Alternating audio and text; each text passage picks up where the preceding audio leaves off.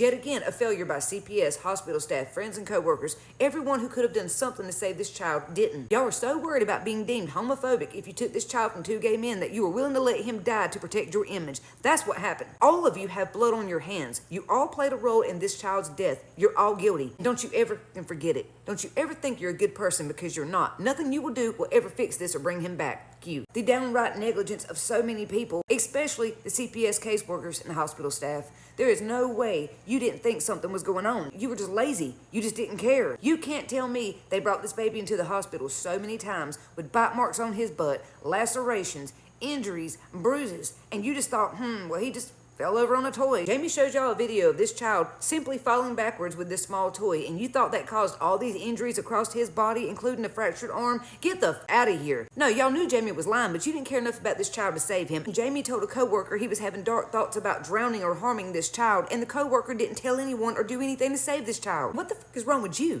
As someone who knew this child could be in danger, he told you, and you did nothing to save him? You too. If the co-worker told me they were having dark thoughts about harming or drowning their child, I would immediately grab them, have somebody call 911. I would at least keep him or that baby in my custody until the police and CPS got there and try to force them to do something to get this child out of that situation. But what I'm not going to do is stay silent and just hope it blows over. I'm going to do something, because doing something is better than doing nothing at all. You dumb. But what really gets me is CPS and hospital staff ignoring all the red flags. Like, how many times did they have to bring this baby to the hospital before y'all did something? Listen to these reports.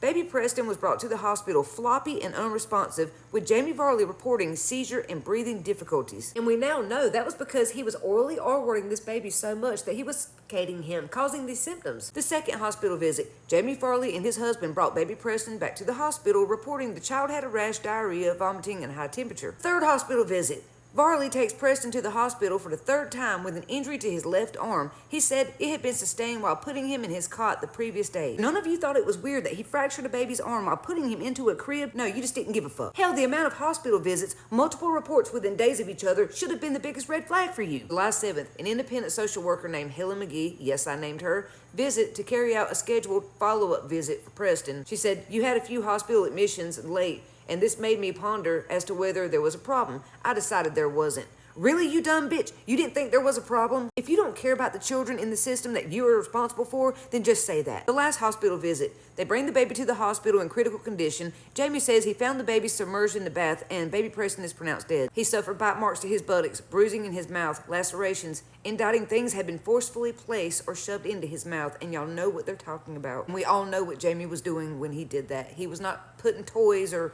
No, he was being that baby. That was actually how Preston died, due to suffocation of things being shoved into his mouth, blocking his airway. Preston had over 40 injuries, including bruising to his mouth, throat, bowel, bladder, and along with the healing fracture to his left arm. These are called the red flags. A lot of predators and murderers will show you what they're doing to the victim before they commit the final act, and that's exactly what Jamie was doing here. Of course, neither predator told the truth or took accountability for their actions. They both tried to protect each other and themselves, especially this fucking monster right here. Jamie saw Preston as his property, as his little plaything, like his little toy. And that's the only reason he even wanted to adopt this baby to begin with, because Jamie is a violent child predator. Had CPS done their damn job and interviewed Jamie and done a serious investigation, they would have seen this long before they put Preston in his custody. Jamie displayed some serious red flags, y'all. It was very obvious to his husband and the people around them that Jamie was not ready to be a father. He did not have the patience, let alone raise a baby. He knew Jamie could not tolerate children. He knew Jamie was a child predator. He knew Jamie was abusing Preston. He was doing it too. He wasn't just standing by watching Jamie molest this baby. He was participating. They took videos and pictures. We know he's a child predator too, despite what he claims. I truly believe the only reason this couple wanted this baby was to use him as a sexual plaything. That was it, especially Jamie. It just breaks my heart, man, because this baby deserved to be loved. He was loved. There were people who loved and cared about baby Preston before he was placed with these monsters. Had one person